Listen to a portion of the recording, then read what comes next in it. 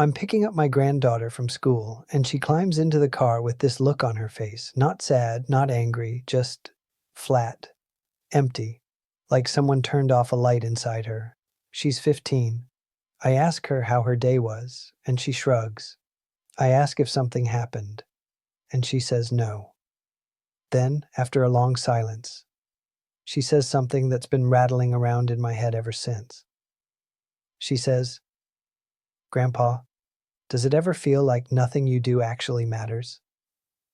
I'm George, and I'm 87 years old. I've lived through wars, recessions, family tragedies, and personal failures I wouldn't wish on anyone.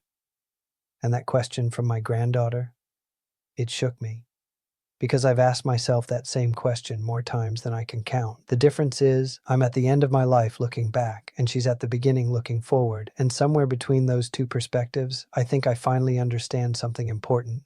We live in a world obsessed with impact. Everyone wants to leave their mark, change the world, be remembered. I see it everywhere. People chase careers they think will make them significant. They post online hoping for validation. They measure their worth by how many people know their name. And I get it, I really do. But here's what I've learned after nearly 9 decades on this planet. The things that actually matter rarely feel like they matter at the time. Let me tell you about my neighbor, Margaret. She lived 3 houses down from us for 42 years. Margaret was a school teacher, never married, no children of her own. She taught 3rd grade at the same elementary school for her entire career.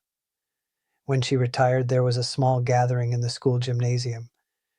Maybe 30 people showed up. No cameras, no speeches that would be remembered. She got a plaque and a bouquet of flowers. 2 years later, she passed away quietly in her sleep. At her funeral, I expected a modest turnout. Margaret had always been private, unassuming. But that church was packed, standing room only, and one by one, people stood up to speak. A doctor who said Margaret was the first person who made him feel smart. A woman who ran a nonprofit who said Margaret taught her to read when everyone else had given up. A man in his 50s who brought his own daughter and said he became a teacher because of Margaret. Story after story, lives changed, directions altered, all because of a woman who thought she was just doing her job. Margaret never tried to change the world. She never sought recognition. She showed up day after day and paid attention to the kids in front of her. She learned their names. She noticed when they struggled. She stayed late to help them understand fractions or spelling words. Nothing glamorous, nothing that would make headlines. But the ripples from her life are still spreading decades later through people she'll never meet. I think we've got it backwards. We think mattering means being seen, being known, being remembered by crowds. But that's not how life actually works. Life is built on small moments between people. A conversation that shifts someone's perspective. A kindness that arrives exactly when someone's about to give up. Showing up when it's inconvenient. Listening when you'd rather talk. These things don't feel significant when they're happening. They feel ordinary, routine, easy to dismiss. When I was 39, I went through a rough patch. My business was struggling, money was tight, I was drinking more than I should have been, sleeping less than I needed. I felt like a failure. One evening, I was sitting in my car outside a bar trying to decide whether to go in, and this guy I barely knew, Tom, knocked on my window. We'd met maybe twice before. He said he was heading to get coffee and asked if I wanted to join him. Just like that. No big intervention, no lecture, just coffee. We sat in a diner for 2 hours. He didn't ask me what was wrong. He didn't try to fix anything. He just talked about normal things. His kids, a book he was reading, a trip he'd taken years ago. And somehow, in the middle of that completely ordinary conversation, something in me settled. I didn't go into that bar. I went home. I can't even remember everything we talked about. But that moment mattered. It changed the trajectory of my night, maybe my life. And Tom probably forgot about it by the next morning. That's the thing about mattering. It's almost never dramatic. It doesn't announce itself. You won't get a notification telling you that something you did changed someone's life. Most of the time, you'll never know. You'll do something that feels small to you, and it'll be everything to someone else. And you'll move on, thinking it didn't amount to anything. My wife, Eleanor, used to write letters, real letters, with stamps and everything. She'd write to our kids when they were away at college. She'd write to old friends she hadn't seen in years. She'd write to cousins, neighbors, anyone who crossed her mind. I used to tease her about it. I'd say, Everyone has phones now, just call them. She'd smile and keep writing. After she passed, I found boxes of letters people had written back to her, and in almost every one, someone mentioned how much her letters meant, how they'd kept certain ones for years, how they'd read them during hard times. She wasn't trying to matter, she was just reaching out, but she mattered enormously. Here's what I wish someone had told me when I was younger. Your life doesn't need to be extraordinary to matter. In fact, it probably shouldn't be. The pressure to be exceptional, to stand out, to make a big splash, that pressure crushes people. It makes them feel like their ordinary life isn't enough. Like showing up for their family, doing their work honestly, being kind to strangers, like none of that counts unless it's packaged into something impressive. But the truth is, almost everything that holds our world together is done by people no one will remember. Parents who get up in the middle of the night with sick children, workers who show up on time and do their jobs well, friends who check in when they notice someone's hurting, volunteers who serve meals, clean parks, visit hospitals, people who vote, who recycle, who return shopping carts. Small, unremarkable acts that keep everything from falling apart. You want to know if you matter? Look at the people directly in front of you. Are you present with them? Are you honest?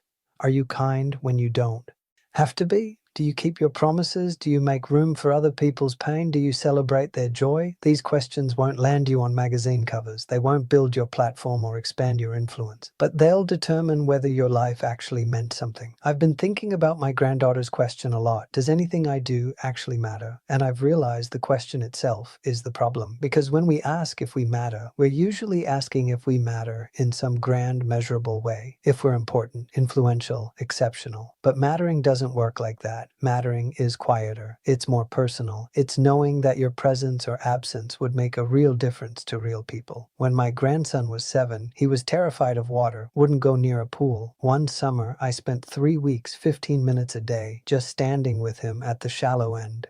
I didn't push. I didn't lecture. I just stood there while he got used to it. By the end of summer, he was swimming. Now he's 23, and he probably doesn't remember those 15-minute sessions. But I do, because I know that if I hadn't been there, patient and steady, his fear might have stayed with him. That's mattering, not because it's impressive, because it's real. The older I get, the more I realize that most of what we're chasing is smoke. Status disappears, achievements fade, people forget your accomplishments faster than you'd believe, but they don't forget how you made them feel. They don't forget that you showed up. They don't forget that you saw them when they felt invisible. Those things stick. They echo forward in ways you'll never fully understand. I was at the grocery store last week, and the young woman at the checkout counter looked exhausted, dark circles under her eyes. Moving slowly, I could have just paid and left, but I asked her how she was doing, really asked, not the automatic question we all throw around. She looked surprised, then her eyes filled up. She told me she'd been working double shifts because her mother was sick. We talked for maybe 3 minutes. I told her she was doing something honorable, that her mother was lucky to have her. When I left, she thanked me twice. Will that conversation change the world? No. Did it matter to her in that moment? I think it did. So here's my answer to my granddaughter, and maybe to you. Yes, what you do matters, but probably not in the ways you think. It matters in the small moments, the unglamorous ones. The ones you won't post about or put on a resume. It matters when you choose patience over anger, when you tell the truth even when lying is easier, when you help someone even though no one's watching, when you stay when leaving would be simpler. Your life doesn't have to be a spectacle to matter. It just has to be honest, present, kind. And that's harder than it sounds because those things require you to pay attention, to show up even when you're tired, to care even when it's inconvenient. But that's where real significance lives. Not in the spotlight, in the steady, quiet work of being human with other humans. I'm 87. I don't have many years left. And when I think about what I want my life to have meant, I don't think about awards or recognition. I think about the people I loved well, the moments I was fully present, the times I helped without needing credit, the conversations where I really listened. Those are the things that mattered. Those are the things that will outlast me. If any of this lands with you, I'd appreciate it if you'd share this video with someone who needs to hear it. Drop a comment and let me know what's one small thing you're going to pay more attention to. and subscribe if you want more of these conversations. I've got a bit more to say before I'm done, and I'd like to say it to people who actually want to listen.